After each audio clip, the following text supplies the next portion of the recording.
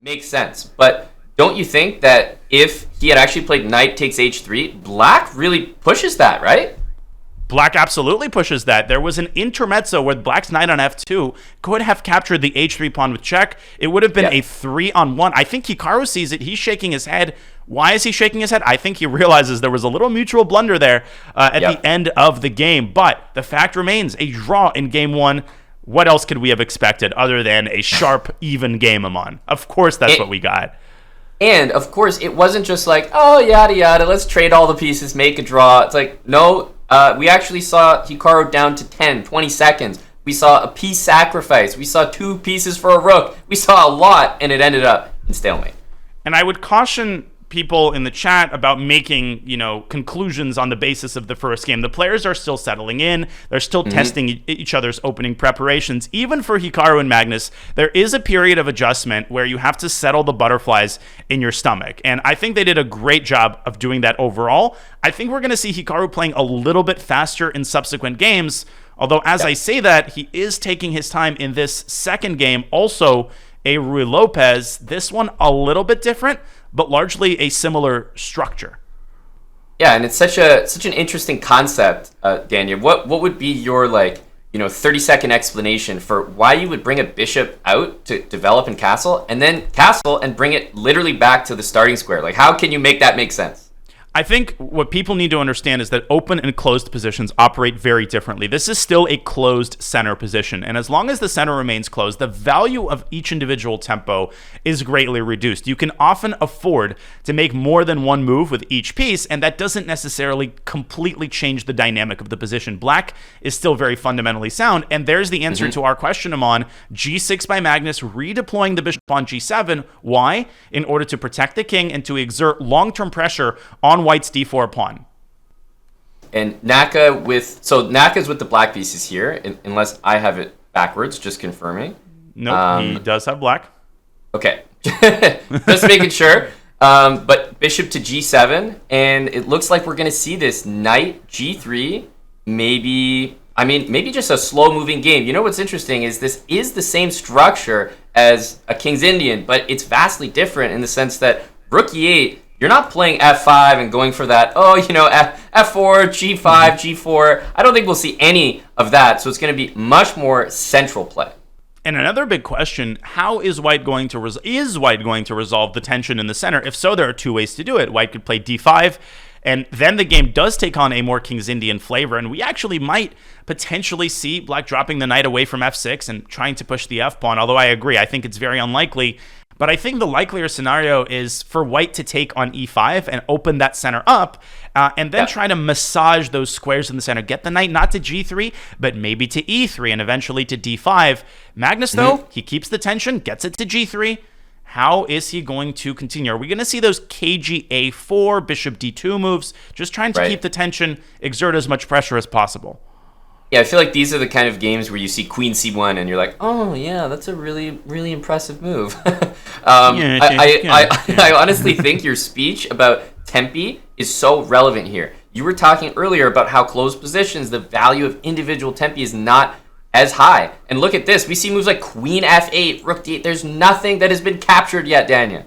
Incredible. Still nothing that's been captured. And Hikaru literally begging Mag, please open up the d file so that I can target your queen on d2. Look at that standoff between Black's rook and White's queen. And this greatly increases the probability that Magnus plays d5, but still he keeps the tension. It's reached its peak. Amazing. Look at this. I don't know how you can resist. Go d5. Especially because it kind of traps the knight. Like, knight c6 can't happen, and knight b7 to d8 to where? Sorry? d5 really does make sense, but as soon as you close the position, Daniel, then the move f5 becomes a real idea for Hikaru, especially with that queen almost posing as a rook on f8. Man, that knight on a5 reminds me of having to fly to all those remote locations for the World Youth Chess Championship. I'd go like San Francisco to Istanbul, then you'd fly to some small Turkish city, then you'd hop on a bus and go 4 hours and then get a taxi that you would have to share to the hotel. That night is a long journey back to civilization. But look at Magnus, keeps the tension, shifts his queen from d2 to e2. Why? I think he's eyeing that a6 square, actually, because Hikaru has shuttled all of his pieces to the center and the king side, and finally, we get a release a partial, I should say, release of the tension as Hikaru trades once, drops his knight back to c6. And where's that knight going from c6? That's been a key narrative, Aman. If you go to b4, after bishop b1, white will be threatening a3, and the knight is finally trapped on b4. Truly. Yeah, for the first time, we finally see the move d5 committed, but a little bit different now. Knight e5 played, and we might see, I was about to say, we might see actually knight d2 with the idea of f4, but he actually takes right away. Okay, and rook takes e5 will likely be met with f2, f4, although you don't want to play f4 without careful consideration, because in the long run, the e4 pawn is weak, and an idea that we shouldn't neglect them on is h5, h4, targeting the knight on g3 and softening up white's defense of the e4 pawn. That's why Magnus is not playing f4 automatically and might not play it at all. That's right. Yeah, white might be more interested in maybe anticipating this and preparing perhaps f3 just to be solid in the center. Indeed. And rook e7 indirectly defending the a7 pawn. Something tells me that pawn is not going to be captured. I don't know why. I'm just getting that sense.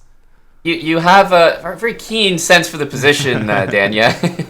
Good sense of danger. Wow. I was right, Aman. Look at me. He doesn't take the pawn. And then this little bishop c8 move. The bishop is almost like, what is it this game, maybe even this match? It's like queens on f1 and f8. I've seen both bishops return to their original squares. Like, these guys are playing so cagey right now. It's some sort of artificial Fisher random game. I mean, how often do you even have a queen on f8, a rook not on e8, but on e7? Kind of a weird arrangement of pieces. It seems to me like Magnus holds the advantage in this game. He has more space. He's got better control of key central squares. And the opening that this structure reminds me of is a Benoni, right? That pawn on c5, white's pawn on d5. And in a Benoni, the engine often evaluates it in white's favor. But in practice, it's actually very, very difficult to make concrete progress. And Magnus says, I'm tired of the KG play. I'm going to go e5, and I'm going to run you over in the center. Totally. And there's an idea which I barely even get to talk about before I believe it's on the board right now.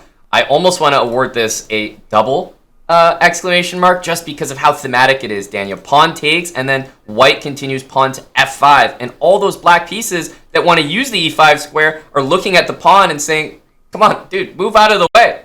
And it does move out of the way, but he rips the Band-Aid off, but he invites white's knight into the center, and that's the problem. After knight takes e4, f6 is threatened, d6 is threatened, the g6 pawn is weak as well. Hikaru's position is suddenly on the verge of collapse. Aman, I call that technique the square clearer.